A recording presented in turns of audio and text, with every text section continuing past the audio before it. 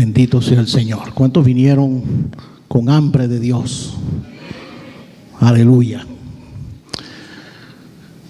Yo creo que siempre el corazón de un hijo de Dios siempre tiene hambre de Dios, de su palabra, de aprender, de poder recibir lo que Él tiene para nosotros. En esta tarde traigo un tema donde en el boletín le puse dejando atrás lo pasado. Y es como mi primicia inicial. Y quiero que lo tomemos de esa manera. Mi primicia inicial.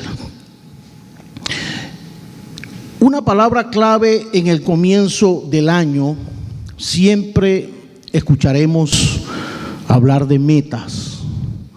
La palabra meta es una palabra que en este tiempo de inicio de un nuevo año se escucha mucho, donde nos proponemos a tratar de hacer las cosas que no pudimos hacer el año anterior, donde queremos tal vez hacerlo de la mejor manera. Aún así nos conseguimos a veces personas que no se fijan ningún propósito en un año nuevo. Dicen, ¿para qué? Si comienzo bien y al poco tiempo, a los pocos días, a las pocas semanas, ya estoy otra vez en lo mismo. Pareciera que es un círculo vicioso de la cual no podemos zafarnos. Y muchos entonces simplemente no se trazan ninguna meta. Tal vez se proponen hacer algo, pero al poco tiempo lo vemos otra vez repitiendo los mismos patrones de conducta de vida que han llevado. ¿Cuántas veces tal vez nos hemos propuesto y hemos dicho sí, este es mi año, en este año sí quiero hacerlo? Y qué buena determinación cuando en nuestro corazón está el deseo y está la determinación. Y yo creo que ese es un primer paso muy importante, el que nosotros podamos tener el deseo y el anhelo de poder hacer las cosas. Ahora, cuando comenzaba la Navidad, escuché a alguien que decía, no, a partir de enero, del 1 de enero, comienzo una dieta. Y yo no sé si ya la comenzó porque ya estamos en el día 4. Y a veces cuando decimos, bueno, no el 1 de enero, tal vez vamos a dejarlo a mediados de enero, ¿verdad? Para ir desintoxicándonos estos primeros 15 días. Y cuando llega la fecha y le aprieta el hambre y pasa por la cocina, ay mamá. Entonces dice, bueno, mañana empiezo. Y así entonces empezamos a postergar cosas. Y yo sé que nos reímos porque todos nos identificamos con este tipo de situaciones. Yo sé que hay personas que no sufren de eso. Ahí está César, mire, se come una vaca y no tiene problema, hermano. Ese hombre así, mire, gloria a Dios, yo no sé cómo hace. Pero hay otros que no, hay otros hasta el aire los infla. Y a veces uno está en esa lucha, en ese conflicto. Otros dicen, no, yo no voy a comenzar con dieta, pero me voy a meter en un gimnasio. Y el día que va a comenzar el gimnasio, ese día, mira, hizo un frío tan tremendo que dijo, no, está muy frío, voy mañana. Y lo empieza entonces como a postergar, empieza a posponer. Y digo todo esto porque hay cosas, hay propósitos, hay determinaciones en la cual nosotros tenemos a veces que tomar en nuestra vida. Hay situaciones que yo sé que a veces no es tan fácil arrancar, no es tan fácil tal vez comprometerse con lo que hemos querido o deseado en nuestro corazón. Pero los propósitos que debemos asumir deben ser propósitos que marquen una diferencia en nuestra vida. Propósitos que sean transformadores de vida. ¿Como cuáles? ¿Cuáles pudieran ser algunos de estos propósitos? Ahora sí quiero que vayamos a la palabra del Señor. Quiero que vayamos al libro de Filipenses.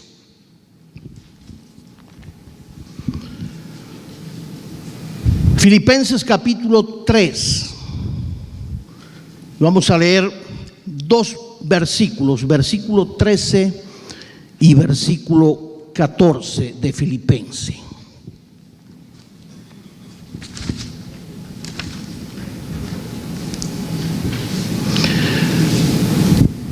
Filipenses 3:13 dice así: hermanos, yo mismo no pretendo haberlo ya alcanzado, pero una cosa hago, olvidando ciertamente lo que queda atrás y extendiéndome a lo que está delante, prosigo a la meta, al premio del supremo llamamiento de Dios en Cristo Jesús.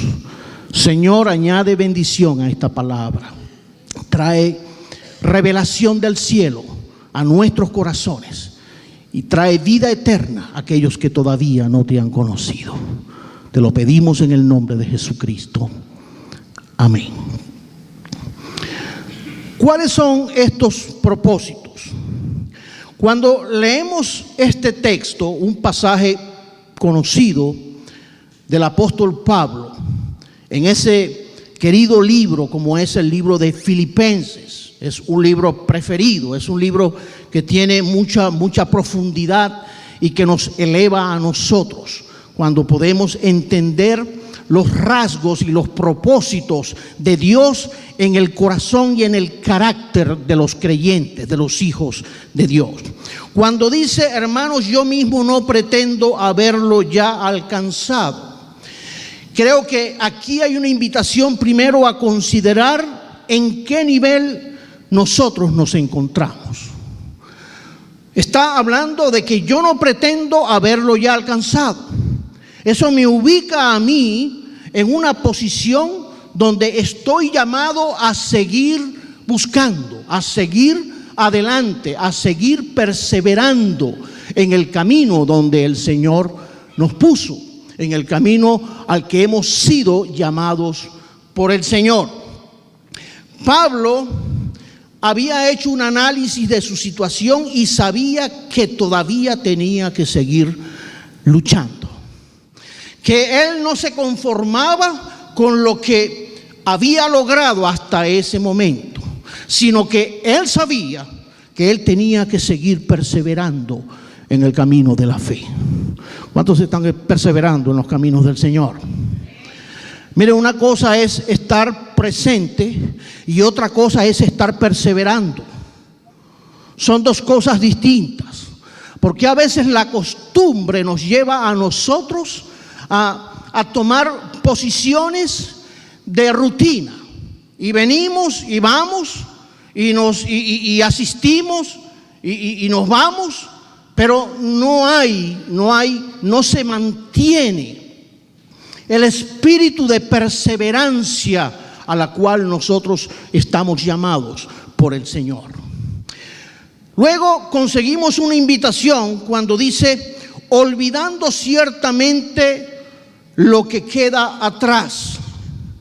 Una invitación a olvidar las cosas que ya quedaron atrás. Las cosas que pasaron. Lo pasado, dice un dicho, ya pasó.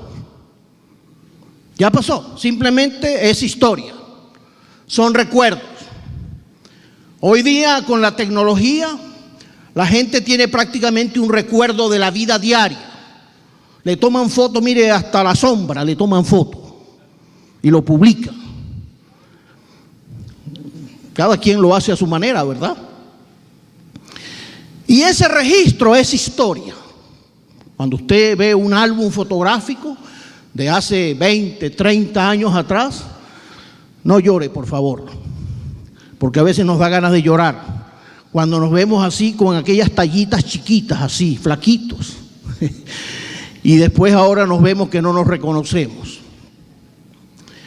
Pero cuando vemos esto, nos llama a que hay cosas que ya quedaron atrás, que son parte de la historia de nuestra vida. Y dice también, prosigo a la meta. Y luego a seguir adelante en la persecución de esas metas espirituales. Prosiguiendo a la meta sin detenerme, sin desviarme, sin apartar la mirada de aquel que me salvó y que me llamó. A eso estamos nosotros llamados. Estos propósitos son propósitos que deberíamos nosotros entonces tenerlos en prioridad hoy día cuando apenas comienza un nuevo año. Creo que es un buen texto bíblico para establecerlo como lema de mi perseverancia en los caminos del Señor durante el año 2015. Usted puede tomar cualquier texto bíblico. Este me cautiva porque me llama a un reto, a poder seguir adelante en lo que ya Dios ha edificado y ha construido en mi vida y en la vida de cada uno de ustedes. Por supuesto, no es malo que nosotros nos tracemos metas también en lo personal, metas de carácter tal vez material o intelectual o familiar. Eso es válido para cualquier persona, para cualquier ser humano, pero sin poner a un lado las prioridades que nosotros tenemos primero delante del Señor. ¿Sabe cuando la gente se mete en problemas? Cuando la agenda la invertimos y entonces mis prioridades personales van delante y las cosas de Dios las tengo entonces en un segundo o en un tercer plano, a veces hasta en un cuarto plano. Y es triste cuando estas cosas ocurren en un hijo de Dios, que hemos sido llamados por el Señor, sacados de las tinieblas espirituales en las que estábamos y puestos en el conocimiento de la luz de Jesucristo, de la revelación del Hijo de Dios a nuestros corazones. Es un privilegio. Mire, yo no sé hasta dónde somos capaces de medir el privilegio que Dios nos ha dado, de ser llamados hijos de Dios, de tener la revelación del conocimiento del Señor, que no es exclusivo para un grupito de personas. No, Dios dio la palabra para todos los hombres. Dios nos ama a todos por igual y lo hace con la finalidad de que todos los hombres se acerquen a esa verdad y que todos procedan al arrepentimiento de la cual habla la palabra. Pero nos vamos a enfocar en las metas espirituales, por supuesto. Esa es nuestra misión, esa es nuestra labor. Tratar entonces de reemplazar las cosas que tal vez han estado en el primer lugar de nuestra vida y llevarlas entonces a un segundo plano para darle el lugar a Dios, al lugar que a Dios le corresponde en nuestros corazones y en nuestra vida. ¿Cuáles serían las cosas que habría que olvidar? ¿Y cuáles serían las cosas en que tendríamos que enfocarnos? Y quiero destacar mi enseñanza en esta tarde en 4 cosas. Quiero presentar estas 4 cosas. Primero, propóngase usted olvidar sus fracasos anteriores.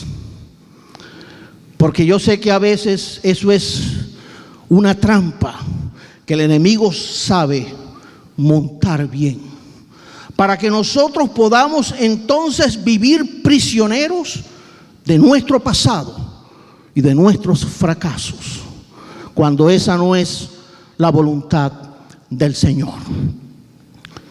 Cuando hacen los resúmenes noticieros al final de cada año, usted ve los noticieros y cada uno de ellos hace un resumen de las noticias más resaltantes que ellos pudieron cubrir durante ese año.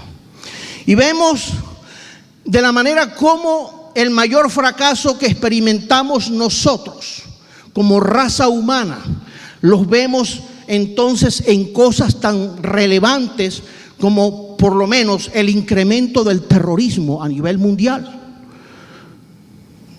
En el 2014 se dio a conocer el grupo ese ISIS. Terrible. La manera tan sanguinaria del pensamiento de esta gente y de la manera como hacen sus atrocidades a través del terrorismo que hacen. La falta de respeto por la vida humana, el incremento de la violencia en el mundo. Vimos la corrupción, cómo se ha generado en todos nuestros países y en todos los continentes. Vemos escándalos hasta en las coronas reales. Hoy día vemos como en la corona española una de las hijas del rey, del ex rey de España, siendo enjuiciada por corrupción. Cosas como esas que nos hacen a nosotros decir, wow, ¿hasta dónde es posible que lleguen estos índices tan tremendos? La inmoralidad a unos niveles asombrosos en todas partes. Todos nosotros tuvimos algún fracaso en lo personal en este año que acaba de terminar. Y por supuesto, aunque esas cosas no salieron en el noticiero, gracias a Dios, porque son cosas mínimas, ¿verdad? Cosas que uno dice, bueno, ¿y a quién le va a importar mi fracaso? Pero aun cuando son cosas mínimas o cosas que no tienen relevancia, aún así marcan nuestras vidas y nos llevan entonces a un estado de tristeza que no nos dejan reaccionar y no nos dejan mirar lo que nosotros estamos llamados a mirar. Pero el asunto es que nosotros entonces estas cosas las registramos en nuestra mente, en nuestros corazones, las fijamos. Y empieza entonces así como un trabajo de esa gotica, esa gotera que empieza a caer. Alguien decía que esa era la tortura, una de las torturas que aplicaban allá en la China comunista. La tortura de la gotica. Y uno dice, bueno, una gotica, porque habían otros que los maltrataban, los latigaban, y si a uno lo ponían a escoger, uno hubiera dicho, no, yo prefiero la tortura de la gotica. Es una gotica de agua que va cayendo ahí en la cabeza. Lo que no sabe la gente es que esa gotica lleva a la persona a un estado de demencia total, porque la gotica multiplicada por 100,000 goticas producía aquella tortura. Y digo esto porque hay cosas que están registradas en nuestro corazón. Tal vez fracasaste en algo que emprendiste, en algún negocio. ¿Cuántas veces no nos equivocamos en algo que pensamos que va a resultar, pero resultó todo lo contrario, y eso nos trae frustración? Y posiblemente entonces perdimos hasta los pocos ahorros que teníamos o que nos quedaban. Y entonces viene la angustia por causa de ese fracaso. Tal vez el fracaso es de índole sentimental. Tal vez fracasaste en una relación con alguien. Tuviste problemas con tu esposo o con tu esposa. o con un hijo, o con los padres, o con algún familiar, o un amigo querido. Problemas que traen entonces el cierre, el finalizar un año con aquella tristeza, porque no pudimos hacer las cosas correctamente, no supimos manejar la situación que se presentó y aquello nos lleva entonces a las tristezas. Tal vez dijiste cosas que no debiste haber dicho. No supiste medirte y tus palabras fueron hirientes para otros. Eso ocurre mucho en nuestros hogares, en nuestra cultura. Se ve mucho ese comportamiento patológico, a veces de violencia, tal vez no con golpes, pero sí con palabras y con actitudes. Y eso es tremendo. A veces no sabemos medirnos en cosas como estas. O hiciste lo que no debías haber hecho y simplemente la relación terminó. Surge la pregunta: ¿por qué pasan estas cosas? ¿Por qué? Cuando en nuestros corazones tal vez esa no era nuestra intención. Ha habido en nuestro corazón la mejor intención para hacer las cosas, pero parece que las cosas entonces se tuercen y no nos salen como tal vez las habíamos medido o habíamos pensado. ¿Saben cuál es una de las causas, o yo diría la causal de estas cosas? El pecado es la causa de esos fracasos. Resumiéndolo, si pudiéramos entonces resumir cada caso en particular, hay una sola conclusión: el pecado. Una situación no redimida, una situación pecaminosa en medio de esa situación que nos lleva entonces a cerrar un año en rojo. Cuando quisimos comenzarlo en azul, lamentablemente terminó en rojo. Y parece que eso se repite, que no podemos salir de ese círculo, que son a veces pocas las victorias que podemos tener en muchos de estos terrenos de la cual estoy hablando en esta tarde. Y a veces qué doloroso es cuando estas cosas ocurren. Muchos de nosotros como padres sabemos que fallamos, le fallamos a los hijos y tenemos que reconocer, porque no hay infalibilidad en los padres, sino que entonces hacemos cosas sin medir las consecuencias que eso puede traer en el corazón de un hijo. Se guardan rencores en sus corazones. Hay niños que desde niños, o personas que desde niños guardan rencor en el corazón por cosas que quedaron registradas en su consciente o subconsciente, de cosas que le hicieron sus padres allá hace muchos años atrás. Y por eso usted ve los consultorios psicológicos y psiquiátricos muchas veces llenos de personas que no son capaces de superar situaciones de esta, porque han sido marcados por distintas situaciones. Muchos les fallamos en momentos donde debíamos haber estado tal vez con los hijos, en momentos importantes en la vida de los hijos. Y no estuvimos, simplemente sumados a nuestro estilo de vida, muchas cosas quedaron por fuera, cada quien haciendo lo suyo y restándole importancia a las cosas de nuestros hijos.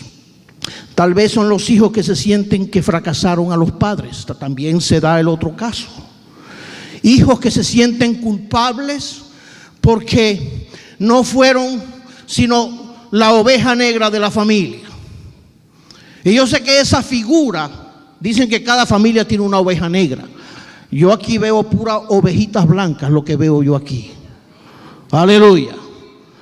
Porque si usted era una oveja negra, bueno, entonces el Señor lo pintó. Aleluya. Gloria al Señor. ¿Y saben por qué digo esto? Porque los que hemos sido redimidos por el Señor cambia esa situación y esa condición. Y eso simplemente quedó en el pasado, quedó en el olvido. Esa es una condición que ya no nos pertenece. Eso es de la vieja, de la antigua naturaleza que anteriormente nos pertenecía. Pero ahora en nuestra nueva naturaleza, ahora somos vestidos como esas ovejitas blancas, mansitas.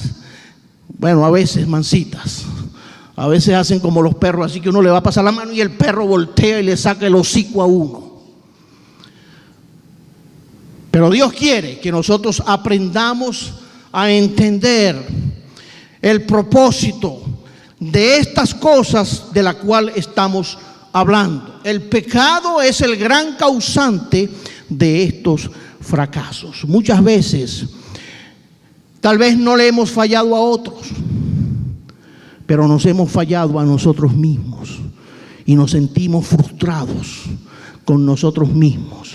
Nos sentimos inconformes y sentimos entonces de que no valemos mucho, y por eso entonces no nos toman en cuenta, y el enemigo se aprovecha de eso para llevarnos a un estado de frustración, cuando la realidad a la que nos habla la palabra, si soy hijo de Dios, es otra, en la que la palabra nos alimenta a nosotros ahora nuestro ánimo, alimenta entonces nuestro estilo de vida delante del Señor, y nos hace abrir los ojos para nosotros poder entonces sentir esa estima de parte del Señor.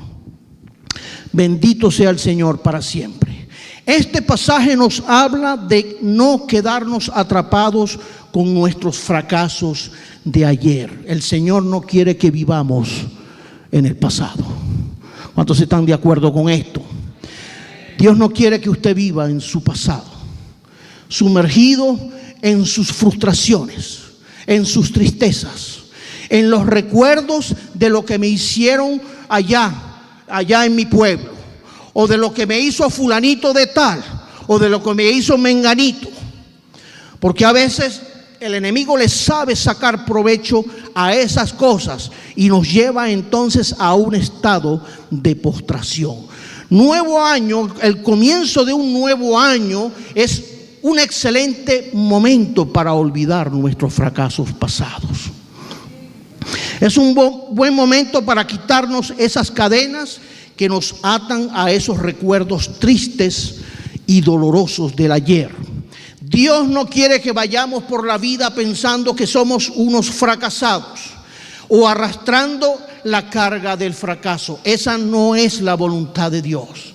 La voluntad de Dios es que nosotros podamos discernir, quitarnos entonces ese lastre que a veces trata de oprimirnos y trata entonces de postrarnos en la antigua, la vieja condición de la cual nosotros antes éramos partícipes. Segunda meta de este año, son 4, vamos a ir rapidito. Segunda meta para este año: dejar a un lado mis quejas. Cuando yo pensaba y estaba meditando en lo que tenía que preparar para este domingo, pensando en las primicias y dándole base bíblica a una enseñanza que enriquece la vida de cualquier cristiano, como son las primicias. Pero inmediatamente el Señor trajo a mi mente un pasaje bíblico.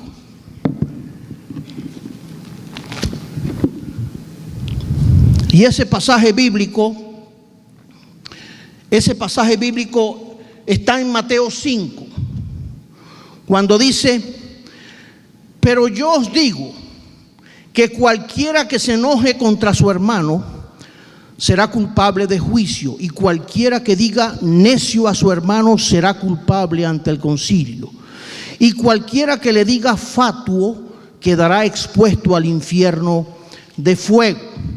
Por tanto, si traes tu ofrenda al altar y allí te acuerdas de que tu hermano tiene algo contra ti, deja allí tu ofrenda delante del altar y anda, reconcíliate primero con tu hermano y entonces ven y presenta tu ofrenda. Mire, el Señor me llevó a este pasaje, porque para hablar de primicias yo necesito primero establecer una condición realista de lo que nosotros somos como hijos de Dios. O si no, ¿qué estamos haciendo? ¿Qué estamos jugando? ¿Qué es lo que nosotros estamos tratando de decirle al mundo con el Evangelio? Cuando nosotros no somos capaces de reflejar algo tan sencillo, tan simple, tan básico y tan fundamental en la vida de la fe cristiana, como es el amor de Dios derramado entre los cristianos. Para yo poder hablar de primicias, eso es muy fácil, y hay maneras de poder manipular para traer nuestras primicias a Dios. Y cuando hablo de primicias, en la mente de muchos líderes simplemente se habla de finanzas, se habla de lana, como dicen en México. Pero las primicias tienen algo mucho más que dinero. La primicia comienza en la condición del corazón. Por eso el titular que puse ahí, mis primicias iniciales las tengo que traer yo delante de Dios en una condición espiritual pura, limpia, transparente delante del Señor. Porque si no, ¿qué estamos haciendo? Mire, es como que si usted botara su dinero, es como que si se le perdiera el sobre del sueldo, que para nada sirve. Bueno, el que se lo encuentra es el que lo aprovecha, pero más nada. ¿Por qué? Porque esto es un principio espiritual en la cual nosotros tenemos que detenernos para mirar entonces qué es lo que estamos nosotros haciendo, qué es lo que estamos viviendo, qué es lo que estamos proyectando, qué es lo que estamos nosotros tratando de decirle al mundo cuando nosotros no somos capaces de vivirlo entre nosotros. Y yo creo que ahí está la base fundamental de un principio como este. Por supuesto, tiene toda una historia fundamentada, una teología histórica fundamentada en la palabra, que fueron cosas que Dios le impuso, o Dios le dio órdenes al pueblo de Israel, para que ellos entonces cumplieran en su tiempo con aquello, pero que tiene una connotación espiritual profunda en el corazón de nosotros que no somos judíos, pero que somos la iglesia del Señor y que somos dirigidos por Dios, y estamos llamados entonces a modelar las verdades de Dios a un mundo que fallece, a un mundo que se pierde, a un mundo que no conoce de la gracia, del amor y de la misericordia del Señor. Por eso Dios me lleva a ese texto bíblico, para que yo empiece y aprenda entonces a dar mis primicias, primero condicionando mi corazón delante del Señor. Esa segunda meta, dejar a un lado mis quejas. ¿Qué es una queja? Ay, dirá usted, eso pudiera ser una queja, ¿verdad? Que sonó como un chivo. Podemos quejarnos, pero cuando hablamos de la queja, que yo quiero hacer énfasis, es ese resentimiento añejo, muchas veces profundo, que tenemos en nuestro corazón hacia algo o hacia alguien en particular. Tal vez comenzó hace mucho tiempo o tal vez comenzó recientemente, o que nosotros hemos estado tal vez alimentando con situaciones que se han estado presentando. Y esa situación lo hemos mantenido vivo. Es como cuando la llama de la chimenea se está apagando. ¿Qué hacemos? Si usted quiere avivar la llama, ¿qué hace? ¿Le echa un tobo de agua? No, métale leña para avivar la llama de la chimenea.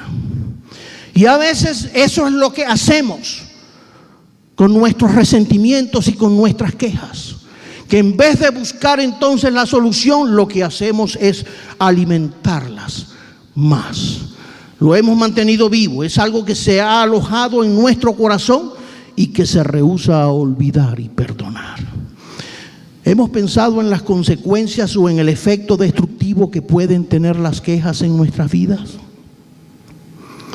¿Hasta dónde es capaz eso de socavar las bases de nuestra propia fe, de nuestra fe en el Señor? ¿Hasta dónde es capaz de llevarnos a un estado de postración y de enfermedad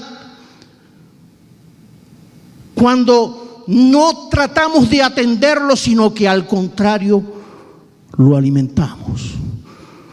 Una queja constante y no resuelta puede destruir, mire, un matrimonio. ¿Cuántos matrimonios no se han destruido por causa de la queja, de la murmuración, de la inconformidad? Se culpan el uno al otro y nunca se ponen de acuerdo. Siempre la culpa la tiene el otro, siempre. Y usted le pregunta al otro y la culpa la tiene el otro. Yo no sé cómo hacen a veces los abogados para resolver estas cosas, ¿verdad? Y es tremendo cuando estas cosas entonces se alimentan de esa manera. Una queja puede destruir no solamente un matrimonio, destruye una familia. Capaz de destruir una familia. Cuando un hermano se queja de que lleva toda la carga.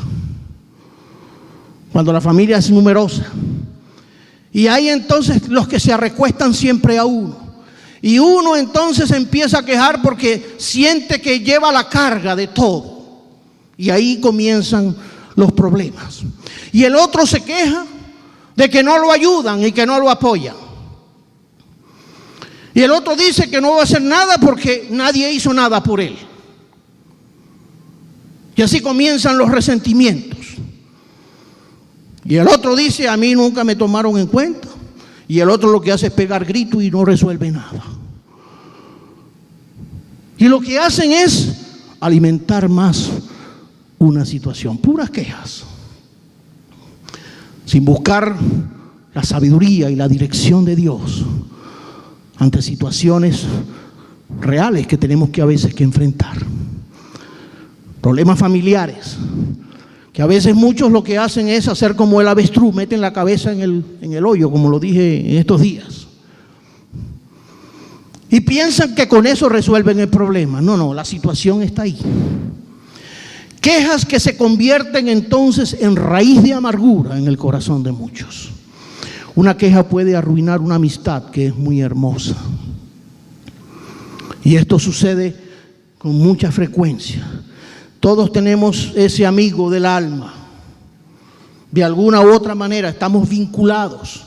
Dios nos hizo seres sociables. Y qué lindo es tener la amistad, el poder cultivar ese principio que Dios puso en nosotros, que aún en la diferencia que pueda haber entre nosotros, Dios le da un toque a una relación amistosa. Y por eso podemos tener amigos de toda la vida, que disfrutamos. A veces yo no sé si lo disfrutamos más a distancia que cuando estamos más cerca. Porque eso ocurre a veces mucho entre las familias. A veces uno se lleva mejor con la familia a distancia por teléfono.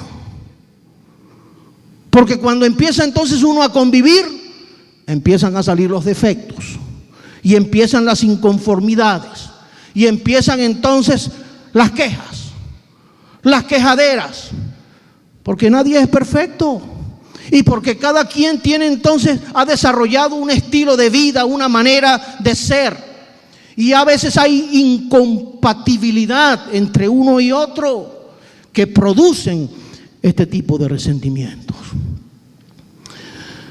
Pero luego resulta que un amigo, ese amigo se queja y resulta que el otro ni cuenta se da, y así comienzan las sombras y el distanciamiento de una gran amistad. Estamos llamados a deponer esa actitud poco cristiana, inmadura, carnal y que nos conduce a la infelicidad.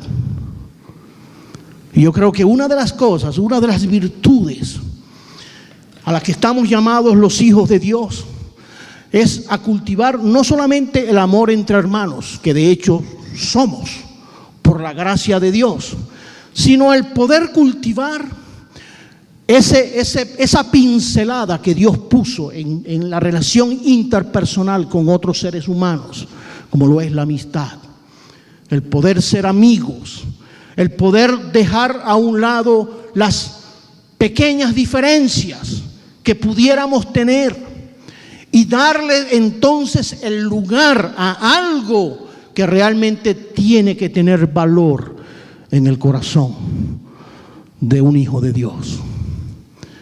Yo no sé si usted disfruta sus amistades. A veces las amistades las podemos contar con estos dedos y a veces nos sobran dedos, ¿verdad? Cuando decimos amigos, porque arrimados hay muchos.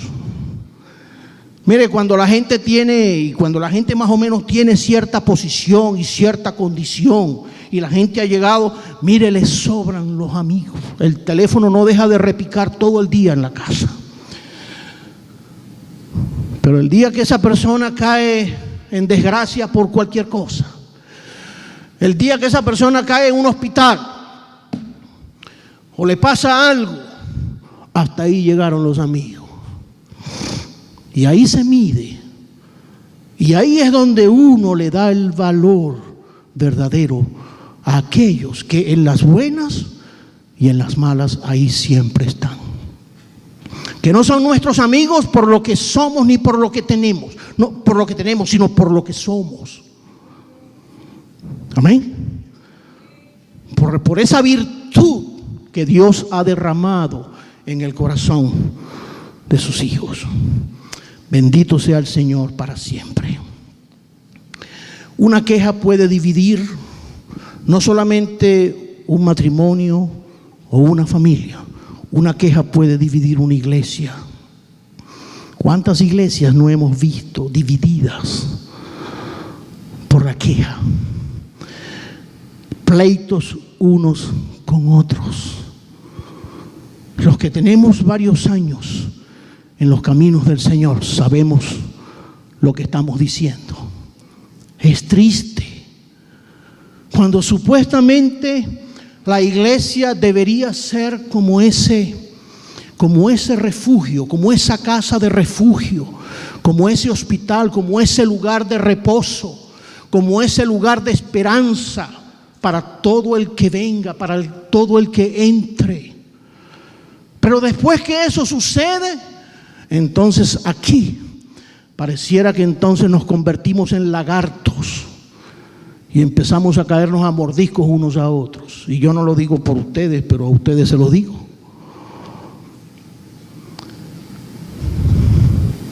Mire, y decimos esto con tristeza en el corazón, porque son cosas que pasan.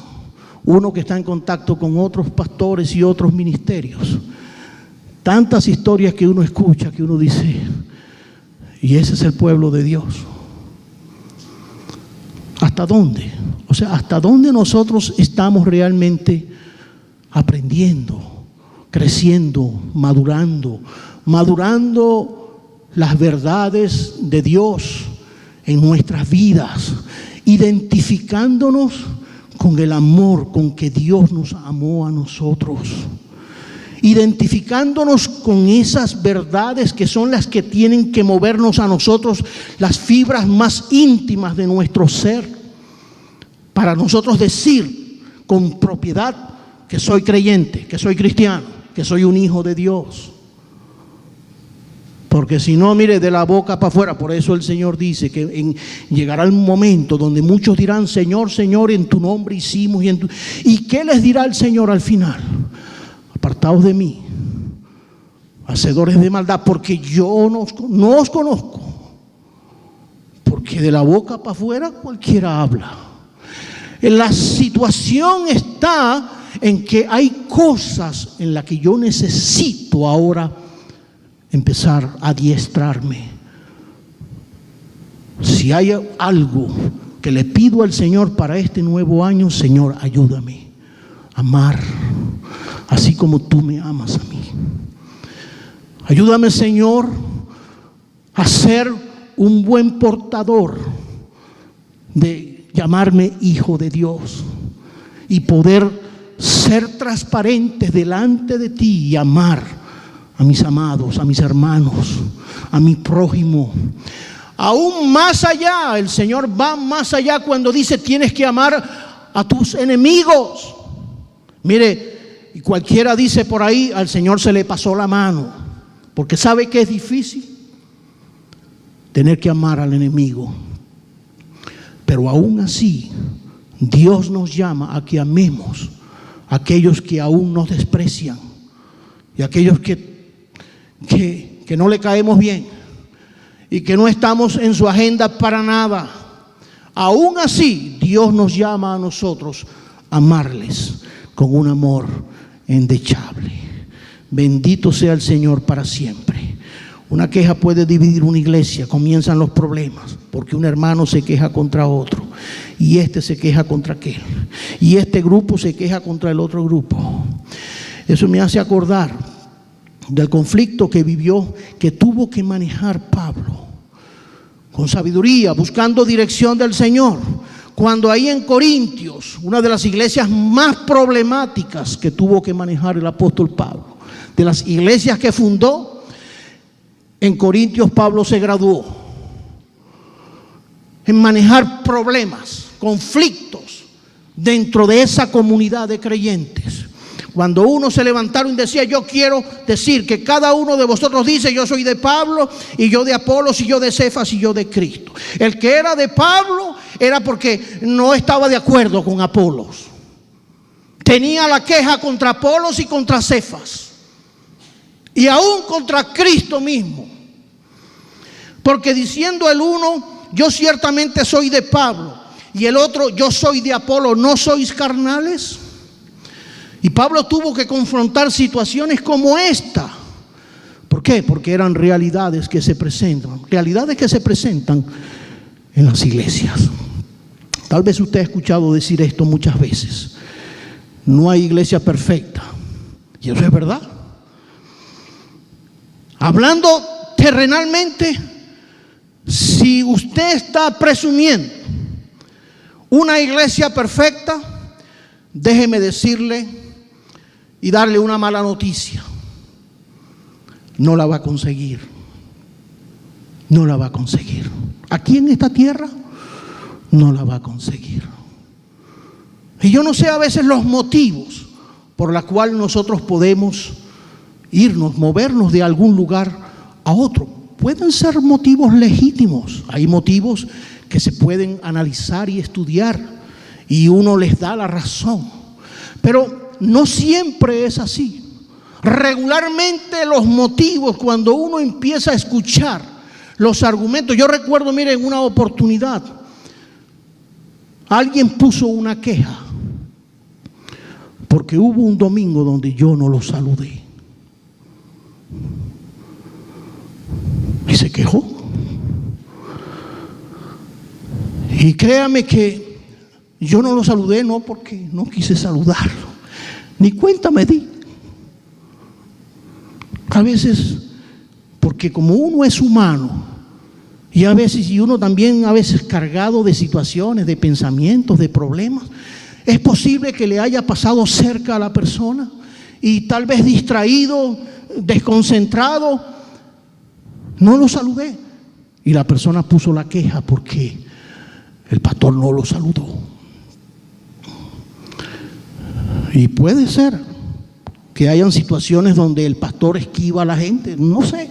Yo no quiero ser juez para juzgar a otros, pero me trae a la memoria eso cuando se puso la queja por algo que ofendió a ese hermano. Gracias a Dios que después pude decirle, y espero pues que lo haya aceptado así. Pero son cosas así tan de niñerías como esa, que son causales muchas veces para que una persona se mueva de un lugar donde Dios lo ha puesto y se va entonces a cualquier otro lugar. Las quejas dividen iglesias. Situaciones que acaban con liderazgo. Se acaba una congregación cuando estas cosas no se disciernen y cuando no se le da un parado al diablo mismo, que es el que está siempre tratando de perturbar y de destruir una congregación. Si tienes una queja contra alguien, sea quien sea, Dios te dice: deja la queja, déjala a un lado, olvídate de ello, porque te puede hacer mucho daño. Si alimentamos una queja contra cualquier persona, tarde o temprano afectará seriamente, no solo a los otros, sino también te afectará a ti, nos afectará a nosotros. ¿Por qué? Porque eso es como un cáncer, eso es como ese virus que ahí está latente y que en un momento a otro se despierta para destruir, para carcomer las bases de nuestra fe, de nuestro amor hacia los demás, hacia nuestros hermanos, hacia la obra donde Dios me ha puesto, hacia el propósito para lo cual Dios me ha llamado. Quienes se rehúsan a olvidar y perdonar es como si se sentenciaran a sí mismos. Por eso, mire, cuando estamos hablando de temas como este, en el comienzo de un año, estamos hablando entonces de poner las bases de una verdadera primicia para Dios, de poder entonces entregar lo que Dios está esperando de nosotros, antes que nuestro dinero, antes que nuestra puntualidad a la iglesia, porque hay gente que puede ser muy puntual y hay gente que puede cumplir con su asignación, hay gente que puede dar sus diezmos y sus ofrendas, pero si algo como esto persiste, entonces hay un mal que, si no se detiene a tiempo, va a causar un daño en el corazón de ese creyente y de esa persona. Y eso Dios no lo quiere. Dios está buscando una iglesia, así como lo que cantó Joel, esa canción de René González, que es una obra maestra en los cantos contemporáneos de la música cristiana, ¿verdad? Por lo que encierra, por la verdad que dice. Esa iglesia que está buscando Cristo, esa iglesia por la que Él murió, por la que Él se dio, para que nosotros de igual manera pudiéramos entonces dar lo mejor de nosotros para el Señor. Dios no quiere las conchas, Dios no quiere el bagazo, Dios no quiere las obras de nuestra cristiandad, de nuestra consagración. Dios no quiere eso. Dios no necesita eso. Dios mira y Dios está conociendo cada corazón, lo que hay en nuestra vida, lo que se mueve ahí. Dios conoce y sabe cuál es el llamado de Dios ante una realidad como esta. Dios, ¿qué pide Dios? Dame, hijo mío, tu corazón, dice el Señor. Dame, hijo mío, tu corazón. Y cuando yo estoy dispuesto, y teológicamente es así, cuando yo estoy dispuesto a entregarle al corazón a Dios, no simplemente de palabra, sino entregarle el corazón, es entregarle mi vida, es darle lo mejor, todo lo que hay en mí. Entonces ahí es cuando Dios empieza a transformar, cuando Dios empieza a hacer las cosas que hemos anhelado y que hemos querido para nuestra vida. Mire, todavía estoy en la segunda meta, pero no se preocupe que vamos a avanzar más rápido. Hay un pasaje en Colosenses que dice así: vestíos pues como escogido de Dios, santos y amados, de entrañable misericordia, de benignidad, de humildad, de mansedumbre, de paciencia, soportándoos unos a otros y perdonándoos unos a otros si alguno tuviere queja contra otro. De la manera que Cristo os perdonó, así también hacedlo vosotros. De la manera que Cristo os perdonó, así también hacedlo vosotros. Colosenses 3, 12 y 13.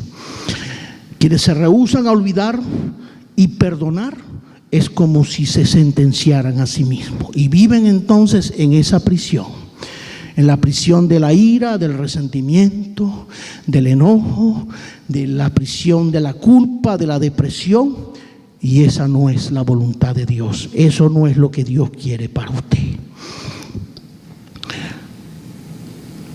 Este pasaje no pide que ignoremos lo que pudieron habernos hecho. Y esto es algo muy sabio, porque perdonar no es olvidar. Olvidar en el término semántico, de que se me olvidó, se borró de mi mente el hecho, lo que ocurrió. No. Olvidar es simplemente cambiar de actitud hacia lo que me pudieron haber hecho, hacia el agravio de la cual fui objeto, y cambio mi actitud y me pongo entonces del lado de la palabra. Me pongo entonces, aplico el ungüento de la palabra a mi corazón, a mi ser, y estoy seguro que ese ungüento sanará esa herida y nosotros podremos entonces poder perdonar. En el perdón no hay resentimiento. En el perdón ya no hay ese recuerdo de venganza o odio o ira. No, sino que al contrario, nosotros escalaremos, subiremos un escalón más en nuestro crecimiento y en nuestra madurez, cuando nosotros entonces somos capaces de perdonar así como Dios nos perdonó a nosotros. ¿O se cree usted que usted era libre de culpa? No. Nadie se justifica delante del Señor. Nadie, dice la palabra. Y aún así, el Señor nos perdonó. Su gracia nos alcanzó para que nosotros pudiéramos hoy día estar libres. Bendito sea el Señor. Hay hijos que no han podido perdonar a sus padres por recuerdos que llevan en el alma de cosas que le hicieron cuando niño. Mire, en estos días, y lo estoy destacando otra vez, porque en estos días yo no veo televisión, pero puse un programa y vi, no recuerdo cómo se llama el programa, donde había una muchacha con su papá, donde ella estaba dando el testimonio del resentimiento hacia su madre, que tenía 13 años que no la veía. La madre la abandonó cuando ella tenía 5 años. Y el moderador del programa estaba llevándola, confrontándola a ella para ver hasta dónde ella estaba dispuesta a perdonar a su madre. Y ella decía: yo no puedo perdonar a mi madre. No hay perdón para mi madre. yo no quiero perdonarle. Y el moderador le decía, ¿quieres verla? No, yo no quiero verla. Yo no conozco a esa señora, yo no quiero verla. Y resulta que la madre estaba en el programa y la sacan y la traen. La madre tiene un tumor cerebral ya terminal. Y lo único que le pedía aquella madre a la hija era el perdón, que la perdonara. Ella reconocía todas sus culpas. Todo lo malo que decía la hija, ella lo reconocía, todo. Eso es cierto. Lo único que quiero es morirme en paz, porque ya mis días están contados y necesito tu perdón. ¿Y creen que la hija la perdonó? No fue capaz de perdonarla. Dijo, muérete, pero yo no te perdono. Hasta ese punto vemos cómo un corazón puede cerrarse. Y vemos hasta dónde Dios es capaz de llevarnos a nosotros para entender, aún cuando hayan situaciones bien marcadas y dolorosas en nuestra vida, aún así Dios nos llama a perdonar. En el perdón hay vida, en el perdón hay salud, en el perdón hay restitución, en el perdón hay crecimiento, en el perdón hay otro nivel en nuestro llamado espiritual. Por eso, cuando destacamos estos principios, es porque necesitamos aprender a perdonar. Habemos algunos que debemos perdonar a nuestras esposas. Perdóname, mi amor, si en algo te he fallado. En la casa nos vemos, y te lo digo personalmente. Aleluya. Gloria al Señor.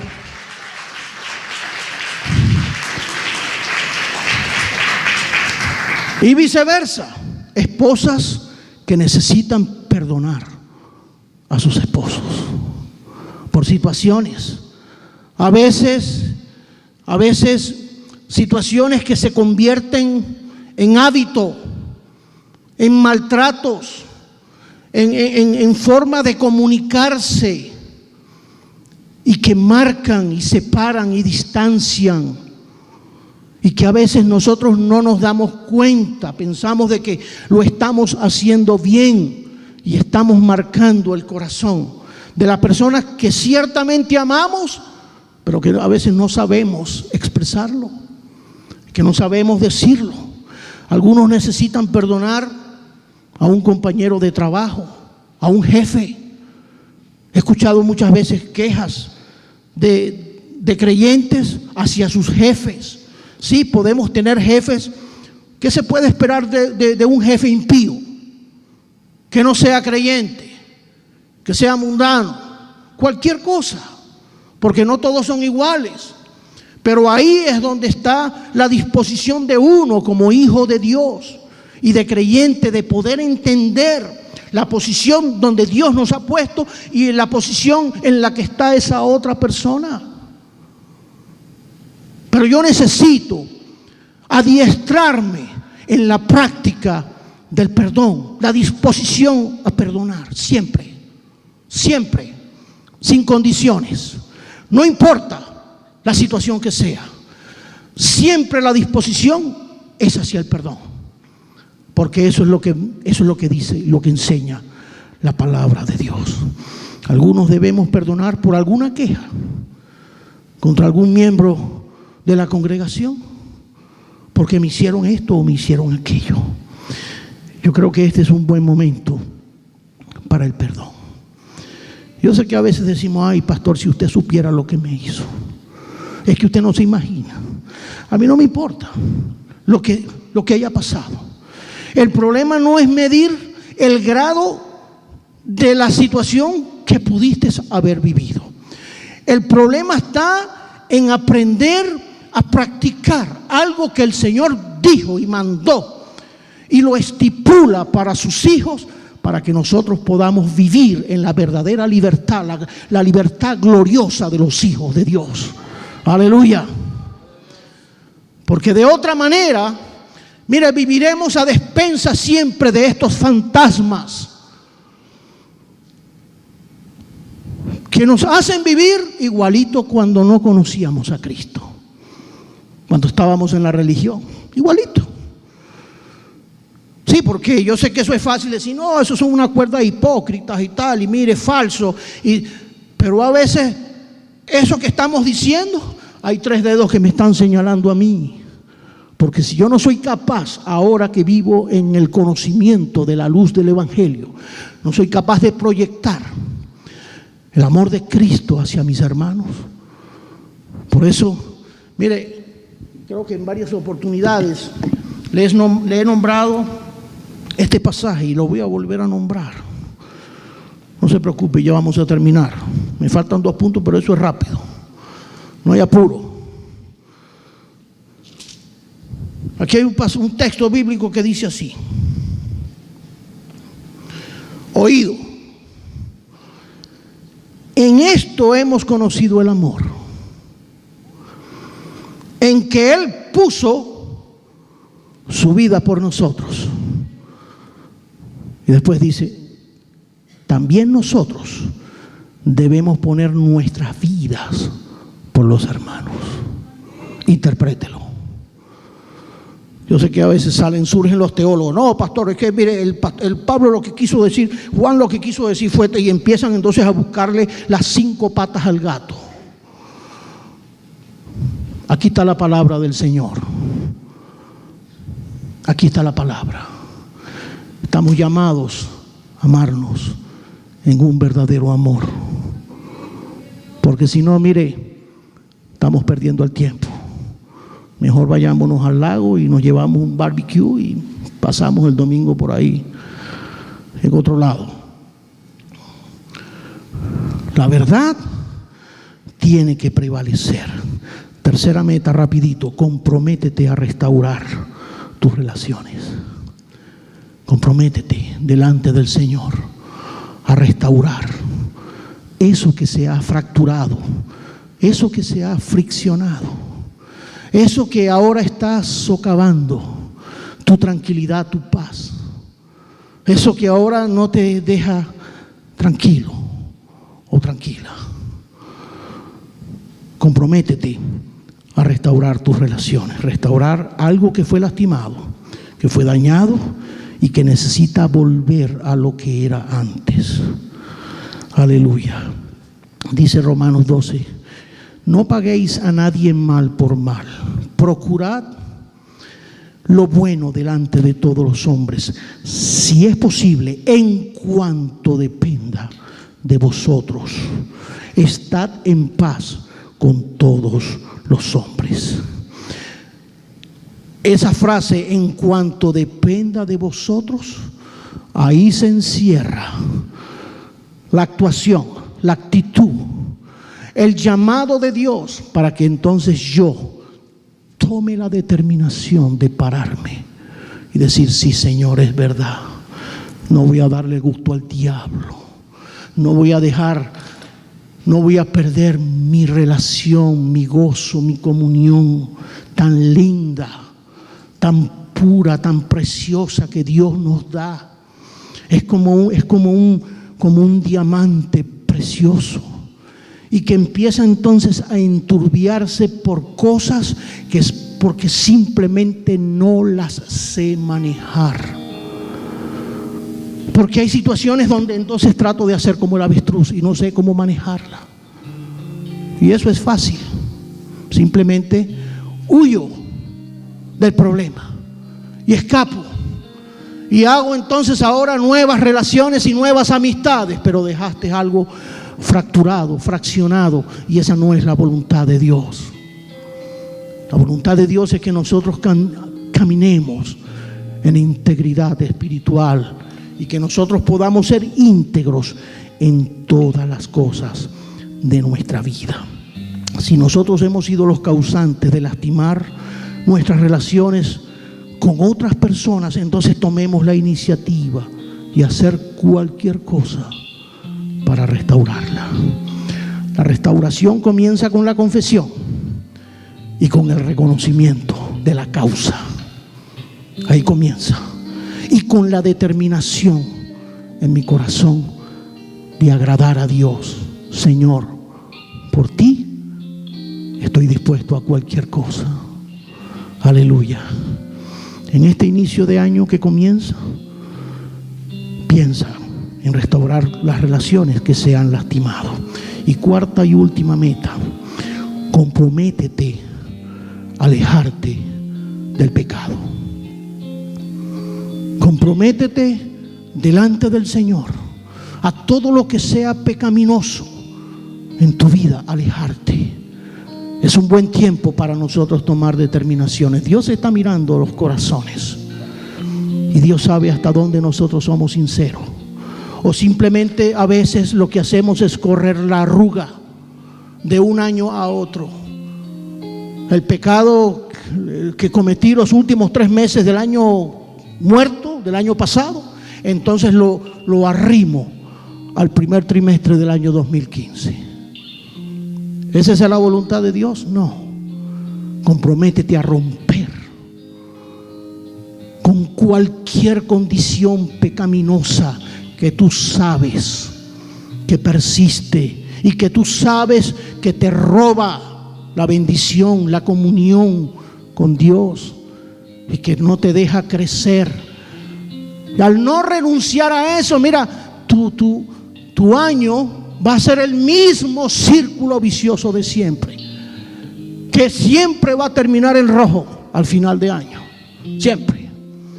Y en enero del 2016 vuelves a hacer las promesas.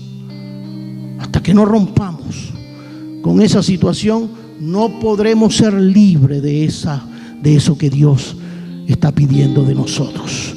Dice Romanos 6:12, ya para finalizar: no reine pues el pecado en vuestro cuerpo mortal, de modo que lo obedezcáis en sus concupiscencias. Dale la espalda al pecado, que han sido las constantes de tu vida. Tenemos una lista de pecados en la que incurrimos constantemente, porque ya son como parte de nosotros. ¿Aló?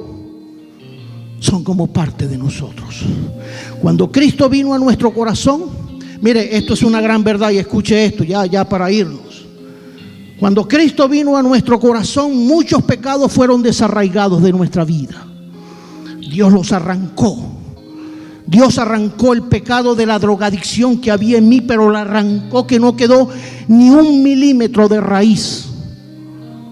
Eso lo arrancó Dios. Y no tengo ninguna duda, Dios ha arrancado cosas en el corazón de muchos de sus hijos. Personas que tal vez estaban en desobediencia o en adulterio o en borracheras o en situaciones bien marcadas. Dios los transformó, Dios los cambió, no hay ninguna duda. Pero otros pecados no fueron tan fáciles. Otros todavía persisten a pesar de los años que podamos tener en el Señor. Por ejemplo, pastor, el mal carácter. ¿Cuántos cristianos no hemos visto? Tienen 20, 30 años, pero son un fosforito. El apellido siempre lo tienen atravesado. Que uno dice, bueno, pero ¿qué pasó? Y ellos pueden pararse aquí y decir de todo lo que Dios lo libró. Dios lo libró de esto y lo libró de aquello y Dios lo transformó y un montón de cosas. Pero el mal carácter, la ira,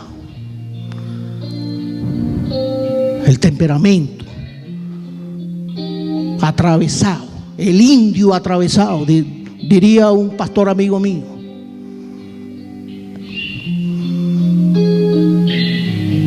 Y eso Dios lo quiere transformar.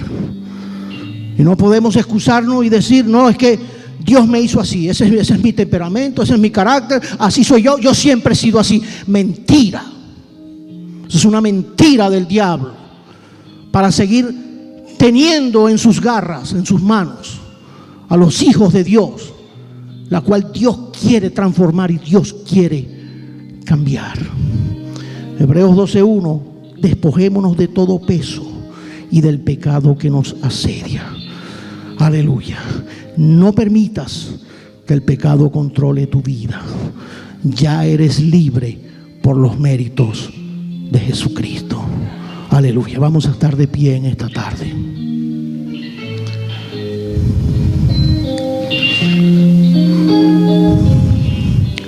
Cuatro metas para cumplir. 4 nada más para este año. Proponte olvidar tus fracasos, las cosas que no has podido lograr y que te frustran, te traen tristeza. Olvida eso. Eso ya pasó. Pon tu mente, tu vista hacia adelante. Deja a un lado tus quejas. No te quejes. No sigas cayendo en el terreno en que el enemigo mete a mucha gente y los arrincona en la queja y en el chisme. Sal de eso. Eso no es para ti, eso no es para usted, eso no es para los hijos de Dios. Comprométete a restaurar tus relaciones, que son un tesoro que Dios ha puesto en tus manos. Y comprométete a alejarte del pecado. Vamos a orar en esta hora. Y vamos a orar pidiéndole al Señor que Él nos ayude en el comienzo de este 2015. Que haya una determinación sincera delante del Señor para que este año sea nuestro año, el año donde podamos consagrar nuestras vidas a Dios, donde podamos ser verdaderos servidores, siervos y siervas de Dios en las manos del Señor. Eso es lo que Dios está esperando, que podamos servir, que podamos hacer como el Señor. Cuando el Señor enmudecía, el Señor callaba ante aquellos que lo oprimían, ante aquellos que lo juzgaban y lo señalaban. El Señor callaba y el Señor hablaba cuando tenía que hablar, cuando tenía que hacerlo. Eso es sabiduría. Que el Señor nos ayude para que nuestra vida dé un giro en este tiempo que comienza en este mes de enero. Mañana comenzamos los 21 días de ayuno con propósito. Ponga estos puntos como propósito en su agenda de ayuno y pídale al Señor que estas cosas sean las que gobiernen y dominen nuestra vida de aquí en adelante. Vamos a orar. Vamos a orar. Señor Jesús, gracias te damos una vez más por tu palabra, por tu Espíritu Santo, Señor. Gracias porque tú has sido fiel, has sido bueno con nosotros, porque hasta aquí tú nos has ayudado, nos has amado y has tendido tu mano, Señor, para que nosotros estemos aquí firmes, creyendo, Señor, en tu palabra, en tus bondades, en lo que tú estás dispuesto a hacer en aquellos que se dobleguen delante de ti, aquellos que rindan sus corazones, sus voluntades delante de ti. Aquí estamos, Señor. Mira este pueblo. Míranos, Señor, cuando nuestro anhelo y nuestro deseo, hoy 4 de enero de 2015, cuando apenas comienza este nuevo año, poder, Señor, darte lo mejor de nosotros a ti. Pero de verdad, Señor, queremos hacerlo. Queremos, Señor, comprometernos delante de ti, pedirte, Señor, que tú nos ayudes a caminar con propósito, a caminar, Señor, en santidad, dejando atrás, Señor, todas estas cosas, todos estos fracasos que quedaron atrás, Señor, dejando a un lado mis quejas. No quiero quejarme más, Señor, sino lo que quiero es, en vez de quejarme, lo que quiero es amar, Señor, amar tu obra, amar tu propósito, amar lo que tú amas, Señor, porque tú nos amas a todos por igual. Y ayúdanos a restaurar nuestras relaciones y apartarnos de las cosas, Señor, pecaminosas que nos separan de ti. Ponemos todas estas cosas delante de ti. Y en esta tarde, antes de salir de este lugar, el Señor nos llama para que estas verdades sean nuestra primicia en este año. Esa es la primicia que toca el corazón de Dios. No las demás. Las demás tienen su lugar en la obra, pero esta es la que toca el corazón de Dios. Cuando estoy dispuesto a rendir mi vida delante de Él, Dios te llama. Dios te llama para que ahí entregues, restaures tu vida, tu relación, y le entregues esta primicia a Dios hoy, y Dios la va a tomar con agrado. Aleluya, gloria al Señor. Gracias, Señor, cuando concluimos este servicio en bendición en esta tarde, por esta palabra que tú nos has dado y por esta disposición que hay en nuestro corazón. Y ahora, Señor, cuando concluimos este servicio, te pedimos tu bendición, Señor, que nos lleves con tu paz, que tu gracia nos acompañe a donde quiera que vayamos, Señor, y que estas cosas nunca se aparten de nosotros, Señor, sino que esta palabra esté atesorada en nuestra mente, en nuestro corazón, y sea la que dirija nuestros pasos en nuestro diario caminar y en nuestro diario vivir. Gracias, Señor. Despídenos con tu paz y con tu amor. Te lo pedimos en el nombre de Jesucristo. Amén y amén. Gloria al Señor.